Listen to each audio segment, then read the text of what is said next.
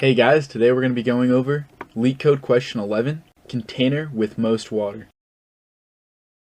So what you'll notice about this problem is you get an array of numbers, and then you have to figure out how you could, store the most water in between these numbers if they were pillars. This diagram right here represents it better than me trying to explain it. So what you'll see, the two things that you need to pay attention to are the min height between these two. So you see how this one's taller, this one's shorter. It doesn't matter that this one's taller. You need the min height and you need the distance.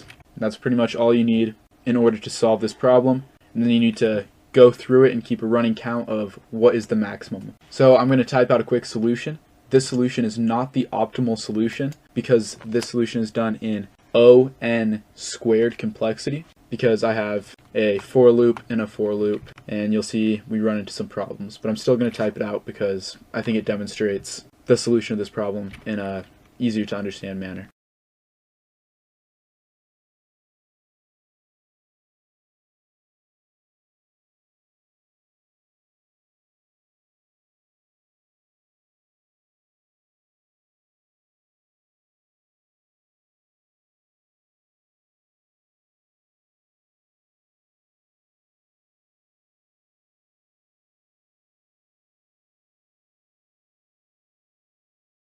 Alright, so here's the solution that is done in O(n) squared time complexity. As you can see, we have a nested for loop, which is not the best, but it kind of explains what's going on. So as you can see, what we do is we start with I being 0, and then we start with j being I plus 1, and then every single time I changes, we change j to be I plus 1. So we go through, let's say right here, j would be there, and then we check every single one, and we take the min height of that and multiply it by the distance. So we take the min height between whatever one is smallest and then multiply it by whatever the distance is. And then we just set max water to either be itself again or the water amount. And once we make it through both of these for loops, we return max water. But the speed on this, like I said, is not great, so I'll show you.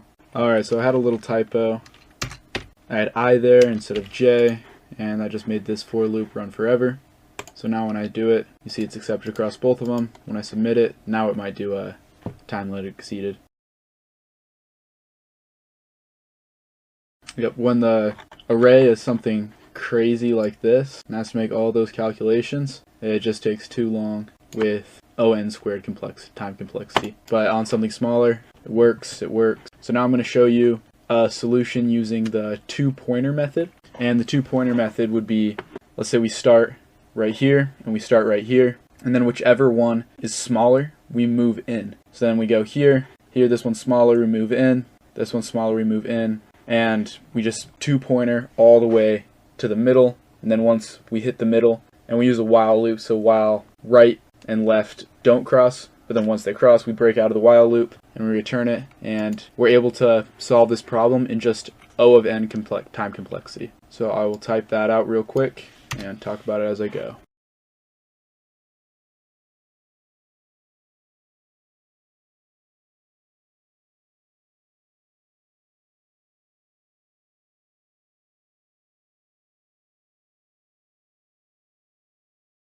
Alright, so here's the frame of the problem. As you can see, we define the left variable to be 0, which will be the furthest left index. And then we have the right variable defined as height length minus 1, so that will be the rightmost index. And while left is less than right, because we'll be incrementing them to be closer and closer until the middle hits. So while that is true, we'll run whatever is in here, which I'm going to type out after, and then after the while loop breaks out, we return max water again.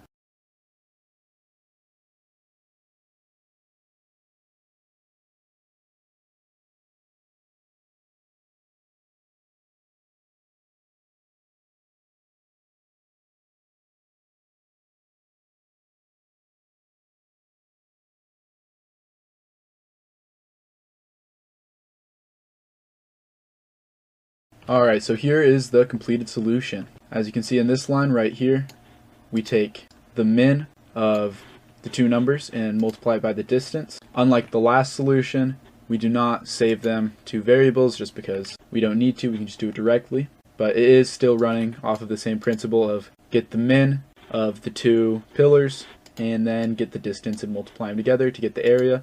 And then with area, we check if it is greater than the max water that we have. And if it is not, then we set max water to be area.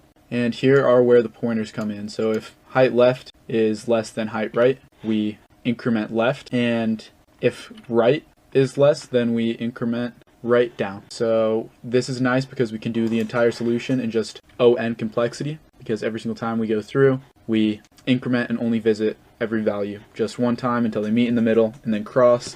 Then this while loop breaks and then we return max water. So I'll run this, accepted, submit it, and as you can see it's accepted and it beats quite a few. So something that I was a little bit confused about when I first did this problem was I thought it's totally skipping over potential solutions, right? Because it's not going through every single one that has, let's say this one right here. It would check which one is less and then it would move over there. So I'm thinking, well, how does this solution make sure that it actually is getting the max area? So the reason that this function returns the greatest area every single time without exploring all of the solutions completely is because when you start with the distance maxed, which we do already with left being at 0 and right being at height.length minus 1, you will never get a bigger area when you move the taller pillar inwards or decrease the distance while possibly decreasing the height. Like for example, if we start at 1, we will never get